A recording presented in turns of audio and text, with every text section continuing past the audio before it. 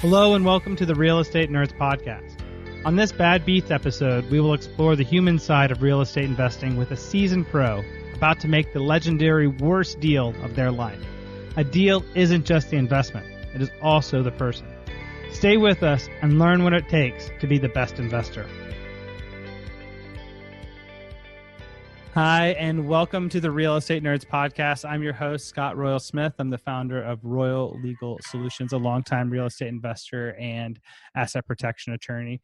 I'm here with my good friend John today. We're going to be talking about some exciting insider secrets that it comes to real estate investing. Some good to help us make money, and some lessons in here to help us avoid losing money as well. John, thanks for coming on the show today. And for anybody that doesn't have a good background of who you are, what they need to know about you coming into the deal we're going to talk about today, what can you share with us to kind of help set the stage?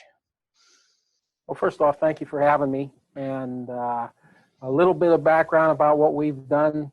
You know, we've probably over the past, seriously since about 2000, 2001 is when we really got serious about real estate. We've done well over 3,000 deals with none of our own money, none of our own credit, and we've done everything. You know, we've done everything from wholesaling to fix and flip to short sales, you name it, we've done it. You know, notes, paper, whatever, we've done it all. I originally started doing real estate way back. 1978 is my first deal I did, and made about $14,000 that year on that deal, and I shelved it for 10 years. Didn't do anything because life got in the way. And then another 10 years later, I did another deal, very similar type deal, and made about $15,000 on that one, and shelved it for another 10 years till about the 2000s came around, and that's when we started to really get serious about it because I wanted to get out of my job and got real serious and made it work. But you have to, that's what you got to do with this business. You just can't, write a check to somebody today and expect a bigger check tomorrow because it actually does take some work.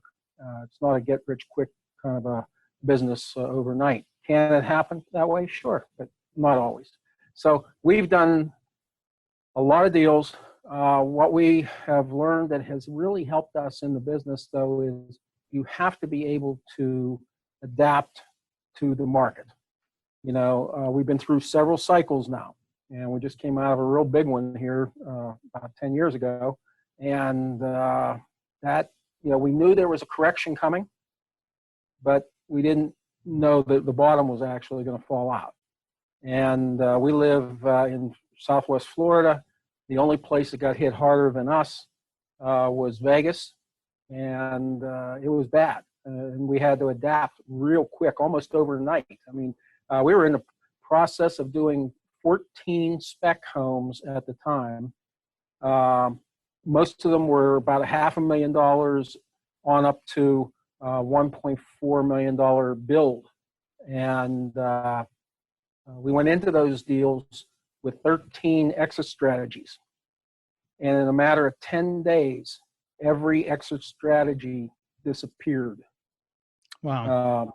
So you want to talk a little bit about hurt? That hurt a little bit.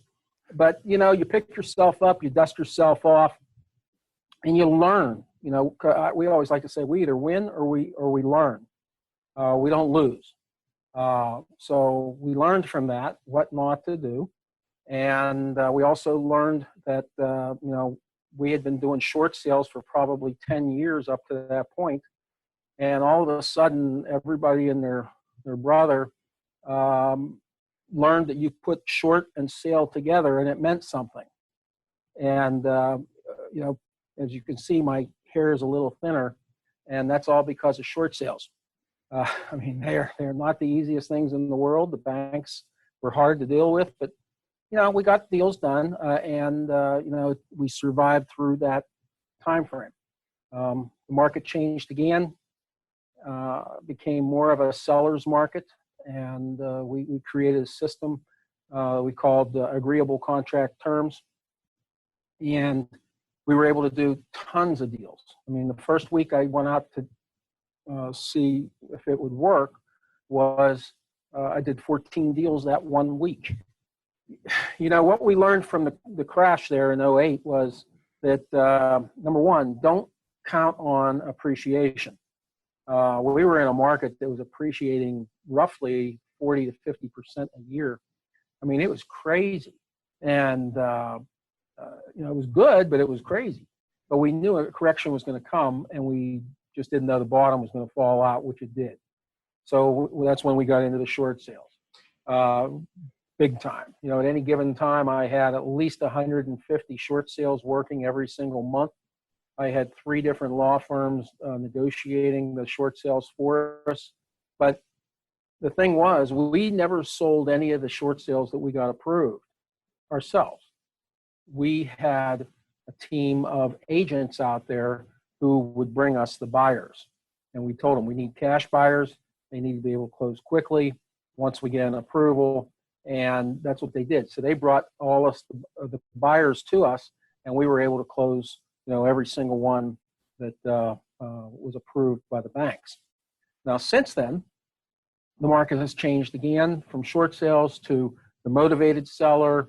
Probably about 2011, going into 12, things changed again, and it went more from the motivated seller to the seller who wants all cash.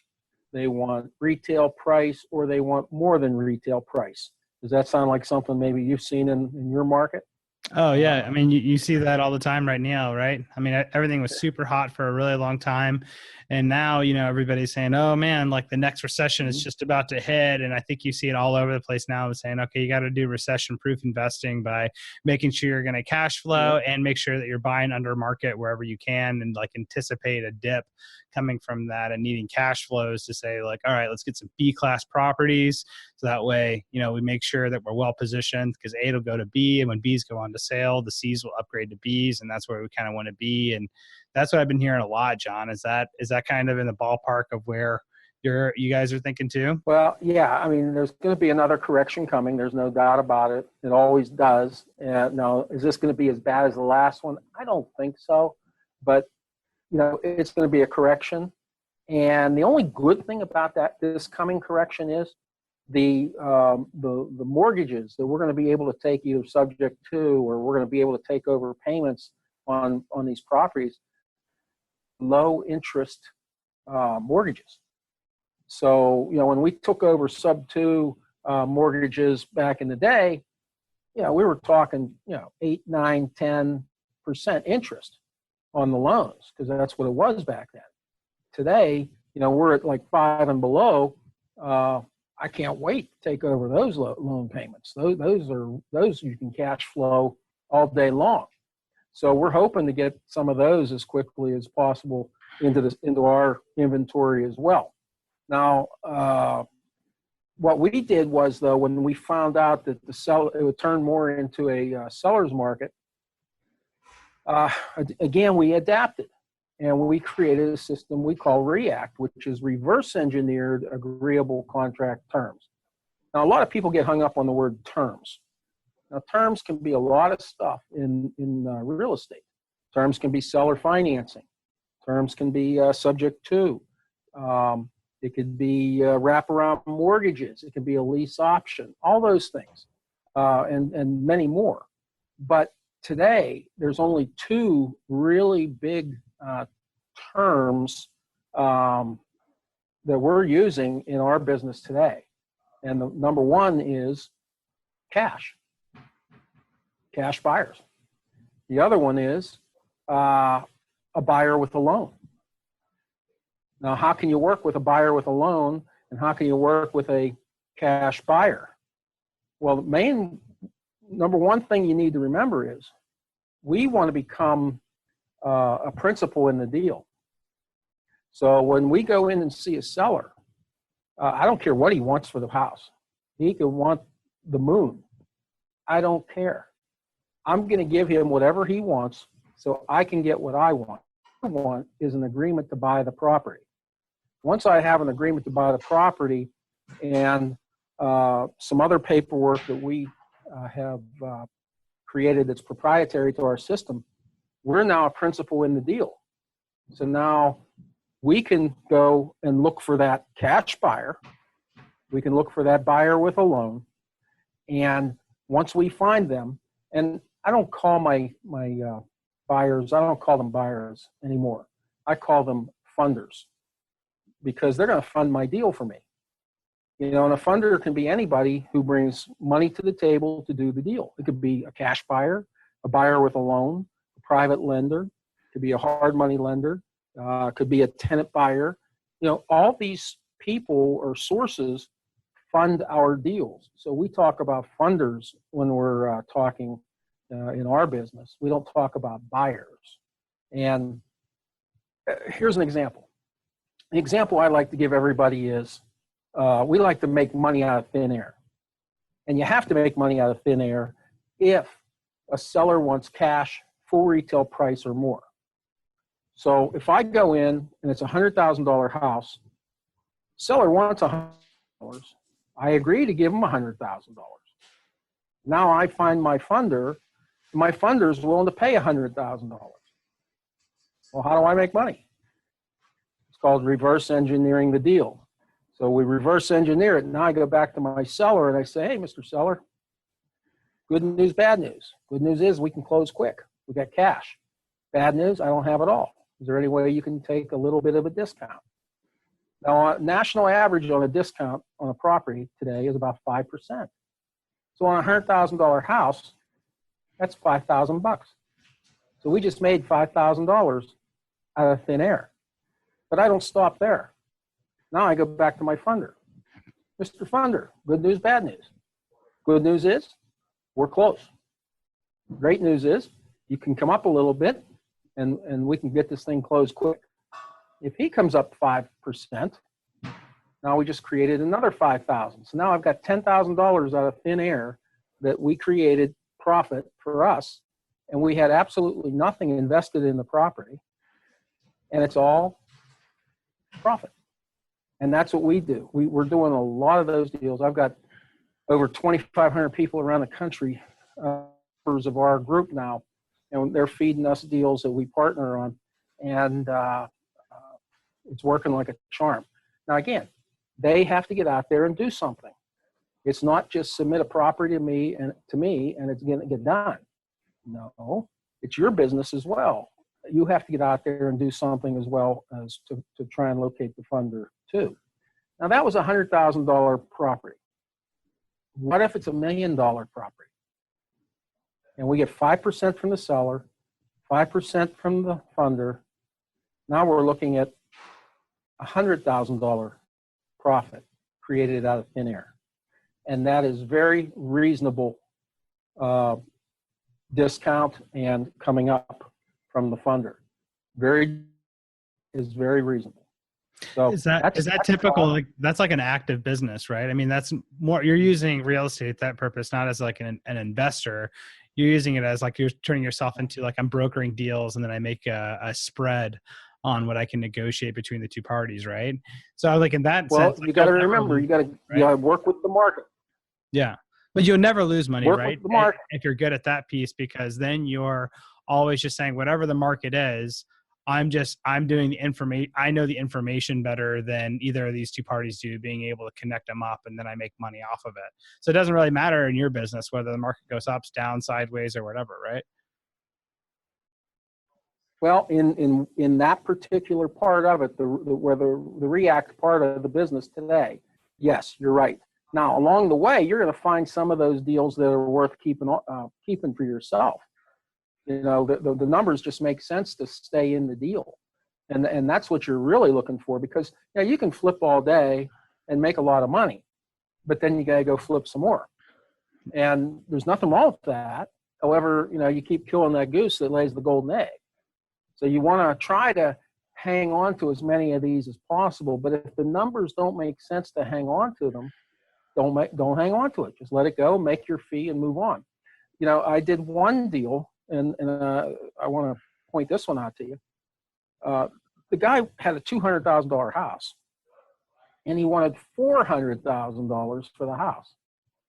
And I told him, I said, look, you and I both know this isn't worth 400. 10 years ago it was worth 400, but not today. And he says, I want 400. He says, if you can't give me 400, I'm not selling. I want 400. And during our conversation, he said 400 24 times. So I kind of figured out his hot button was he wants $400,000, right? He said nothing about interest. He wants 400,000. So what I did was I said, okay. I said, how many agents are beating on your door to list this property? He said, none. I said, uh-huh. I said, how many investors are beating on your door to take the property? He says, none. I said, okay. I said, well, here's what I'm going to do. I'll take an agreement to buy it for the 400,000, and I'll submit it to my funding sources and see what happens. I said, I've seen them do stranger things. Who knows? Maybe something will happen, but I can't guarantee it. He said, okay. Gave me an agreement to buy it for 400,000. I went to my list of people who are interested in funding deals, and I found one guy who was interested in the property. Now, he said, I can't pay 400. I said, well, could you pay market rent? And he said, what do you mean? And I said, well, market rent for the property is $1,900 a month. Can you pay $1,900? He said, yeah, I can do that. And I said, you got money down? He says, I've got $7,000 down. And I squeezed him as much as I could. I couldn't get another penny out of him. The only other thing he wanted to give me was his kid. No, I got enough kids. I don't need any more kids. So I went back to the seller and I said, look, hey, I got 400,000. He said, great. I said, yeah, but it's not cash. He said, what do you mean? And it was a free and clear home. So I told him, I said, look, I'll give you $1,900 a month. Out of that $1,900, $400 is taxes and insurance.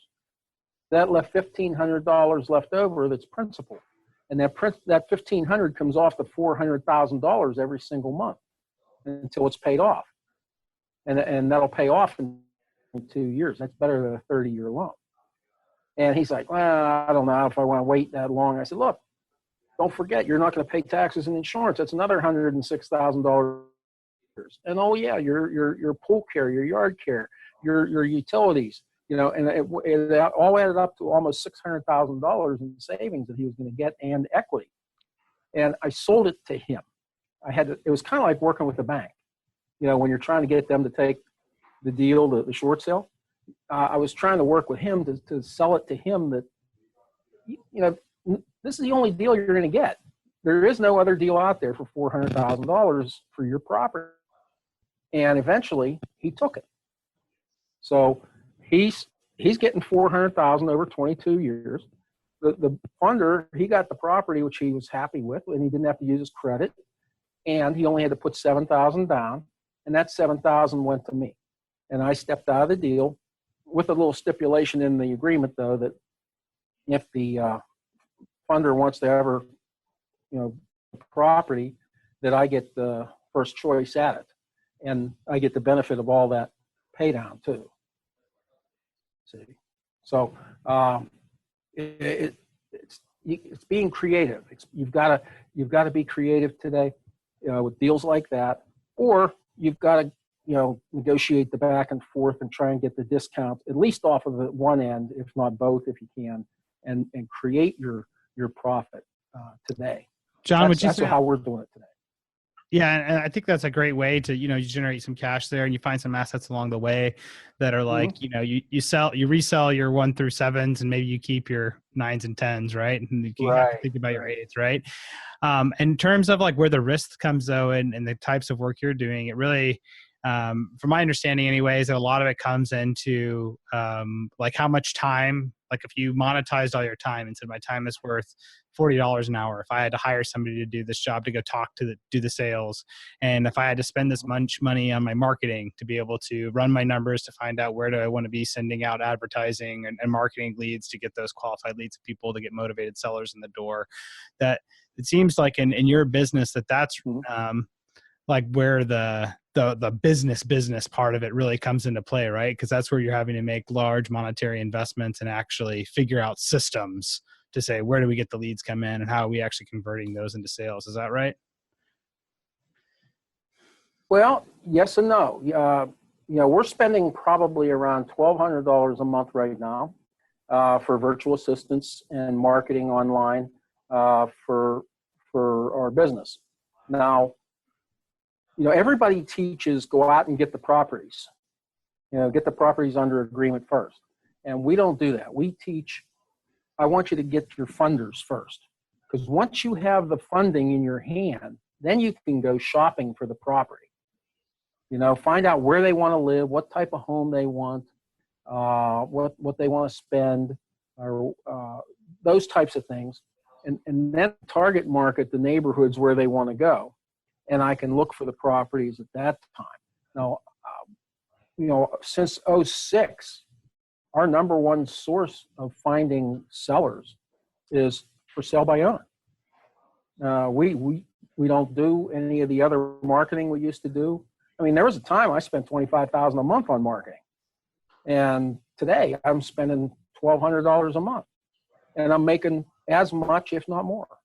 So, I mean, we changed how we do things, and we're not looking for that seller. How's that working? Looking for motivated sellers today? I mean, they're out there, but they're very few and far between. Now, in the course of our business, over the course of, say, a year, we might find 2 or 3 very motivated seller deals, and we're going to take those. Those are probably going to be gems that we keep.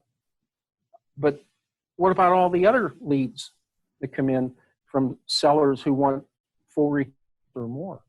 Most guys are throwing those leads away. We don't throw them away anymore. We work them all. You're working every deal, and then you have your own private funding network that you've put together that you say, okay, well, here's the deals that we have available. Or is that something that you have like a call list or like an email list that you shoot out to everybody? Or is that on a website? Is it here's the deals. You guys check out the 10 new deals that we posted this week. Let me know who's ever's interested, or how do you manage that? Yes. Well, we have systems in place for all that. We've white labeled a program out there. We call it React Deal Flow. And with React Deal Flow, it gives us everything. It's contact management system. It does our marketing. It has all the properties in there. It creates all the marketing for the properties. It has the squeeze pages, from the sellers and the buyers coming in, so that we can gather their information all in one place. We can post out to another 45,000 investors who are on the system, any of our properties. Or if we're looking for a buyer, one of our people wants to buy somewhere else, maybe say down in Texas, and we can post it out there, and they can respond back if you have a property that fits the criteria. So, I mean, we've systemized all that. We're constantly marketing for the buyer, the funder. Because that's who I want first. I remember back probably in about '06, '07, we were doing a ton of fix and flips. I had three crews working all the time, and I had access to tons of private money. Well, private money is great because once you have money in your hand, now you can go shopping for the house, and you can make those low ball offers, and you actually get a little cocky, because you got the cash in your hand. Well, the same thing today. If I have my funder in my hand, and he tells me he wants to live on the east side of town, and I market to the east side of town for FSBOs on the east side of town, and he says, yeah, I like that property, and I talk to that seller and say, look, I'd like to buy that property, and I can get a little creative with him because I already have my funder in my hand. Yeah. See? So that's what we're doing. I stress to my people, I always want you to go for the funding first, then go for the property. What in the technology that you're using there that you said you white label, is that something you guys proprietary made, or is that you're white labeling off of somebody else's infrastructure? Well, it's a system that was created back in, I think it was '06, and I was one of the first 100 people to get into it back then. And since then, Wow. there's been over 100,000 people get into it. And they're such good partners of ours that we white labeled it, and it's now, our system that we're putting out there as well. Wow, that's great, John. In terms of people that are getting started in this type of investing, it would seem to be like, as you're saying, like the first piece is to get a hold of who the people are funders, saying like who's looking for deals, right? And then the next Right. piece would be doing the marketing or the other research to be able to find out what's available in the market. So it's kind of like I mean, in a lot of ways, would be what you would think what like an average real estate agent should be doing, right? Somebody wants to buy a house, and where does that house get located? So how is what you're doing That's what different than it? Okay. Well, here's what makes us different. Number one, we're getting an agreement to buy the property. We're not getting a listing. Oh, gotcha. You're saying I'm not getting a commission off of that piece of it. I'm making a spread, negotiating both sides of the deal, and then getting paid out on that end of it instead of just saying like I get a percentage. And the fund. That's correct. And the funder possibly will be us. Depending on the terms. I mean, if the price is right or the terms are right, the numbers make sense, we may be the funder that they're going to be closing with. And that may be with terms. That may be with cash. I don't know. It depends on the property and the final negotiated numbers. But since we're a principal in the deal, now we can go out and market the property. Oh, actually, we're marketing our agreement, not the property, for sale.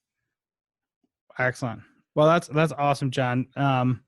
I think like one of the things that I've learned from having this interview with you today is to look at, a lot of people are thinking like find the real estate first and go out and start hunting for deals first.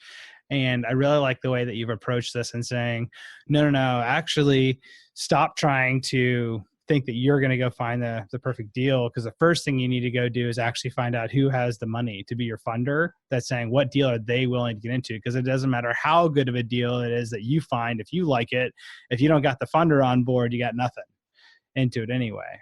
And I think that's just a really smart approach and it's kind of a little bit counterintuitive than what you hear a lot, which is like, oh, you want to go invest in real estate, go look at real estate, instead of, oh, you want to invest in real estate, go talk to as many people as you can that have money that want to put it in real estate and see where they want to put it. I call it the Warren Buffett approach, with Warren, and he's done pretty good over time. If everybody's going to the right, he goes left. So he goes the opposite direction of the crowd. And that's what we're doing. Everybody's out looking for that 65 cents on the dollar property. And, out of 100 leads, they may find 2 or 3. Okay, so they're working 2 or 3 and maybe closing 1. On the other hand, on our side, we're working 100 leads. Because I tell my guys, if a lead comes in, do everything in your power to get me an agreement to buy that property. That's fantastic. John, I very much look forward to signing up for one of your classes and looking to learn more from exactly how you guys are doing that, from the legal side of how you're locking everything up and the business flow of it. It seems very, very interesting. For anybody else that's interested in that as well, what would be the best way for them to get a hold of you or to get access to the information that you'd like to share with everybody? Well, there's a couple of things. What I'd like to do is give them a copy of one of my books if they're interested in that. We've done 3 number 1 best-selling books on Amazon, and they can get a copy of one of the books at getourbookfree.com, getourbookfree.com, and that would give them a copy of the book. And then that'll get us in touch with them. So if they're interested in learning more, we can show them the REACT system. Or they can go to buyreactnow.com, and that's BUY, React, REACT, now.com, and check the site out for the system there. Another great thing about our training, Scott, is it's not a program that you're going to buy and then you got to buy another one. You got to buy another one. It's lifetime. Nobody is doing this. We've created a lifetime membership when you come in with us, and you get a training website with all the videos and audios and the manuals and everything and all the resources, and we're constantly updating all the information, and it's all on that member website that they get, and there's no monthly fee for that. So a lot of guys are charging monthly fees for their website. I don't do that. I do a once a month phone call. What would John do phone call?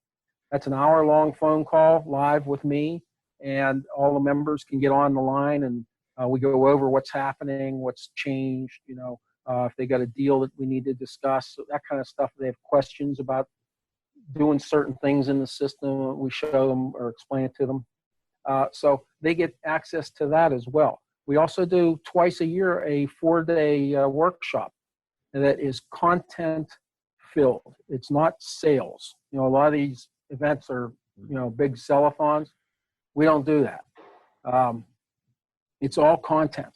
And we bring our whole team in. I bring in my acquisitionists, my real estate broker, the mortgage broker, the credit guy, the attorney, the title company. I bring them all in, and it's 4 full days of working with our team, and that's the public. That's open to members in the REACT family. So they have to come into the system first, because we got to, again, as you said, we're kind of doing things a little differently than most guys. So there's a lot of different terminology we use too, like the funder instead of the buyer, that kind of stuff. So we got to be on the same page. That's why we don't open it up to the masses. We want it just to our members. Well, man, that's great, John. That's some high value stuff that you got going on there. I really hope everybody takes advantage of being able to learn just a different approach. And by the way, like the conference that you're doing for a 4-day conference out there, and having the number of people that are on the team to be able to speak at is so crucial, because you actually will get all of the different takes of what that deal looks like from every angle of it, which most investors have to piece together themselves, and that are piecing together, because that's the phone calls I get, right? I get those phone calls all the time, and then I have to serve all of those functions for people as part of what we do at Royal Legal Solutions. And to bring that together with in-depth and 4 days on stage, hyper valuable for everybody. Fantastic. Yeah, it's, I'll tell you, we've had nothing but praise about the 4-day. Everybody that's ever attended has said it's the best they've ever come to. And again, we keep the cost of it way down too. It's like hardly anything. In fact, it'll cost you more to travel than it will for the event. Even if you're coming from somewhere, we hold it here in Florida. So even if you're coming from Florida, it's probably going to cost you more to drive than it is for the event. I mean, we're not in it to keep selling and make more product for people to buy. We're in it to give back, basically. And that's what we're doing. As long as we cover costs for the event, we're happy. And we've got one coming up here in October, the 11th through the 14th. And I just saw an email come across my wife. She said, I think we have 3 more seats available, because we don't want huge numbers coming to the events. We try to keep it small so that we can spend the time with everybody, That's great, Jen. I'm going to try to weasel one of these seats out of you here after we get off the air. So everybody go and join John on his through his website, learn about the REACT system, and check that stuff out. John, thanks again for coming on the show. And of course, I'm your host, Scott Royal Smith, for the Real Estate Nerds podcast. We're here at Royal Legal Solutions, the home for one-stop shop for everything real estate investor related. Thank you guys for joining, and we'll see you again soon. That's all for this Bad Beats episode. I'm your host, Scott Royal Smith, with the Real Estate Nerds podcast. Did you see yourself in any part of that story? I know I did. If you enjoyed the show, leave a review to help clue in the sleeping masses of what they need to know and what we all need reminders of. Do your good deed for the day. Thanks, and I'll see you again soon.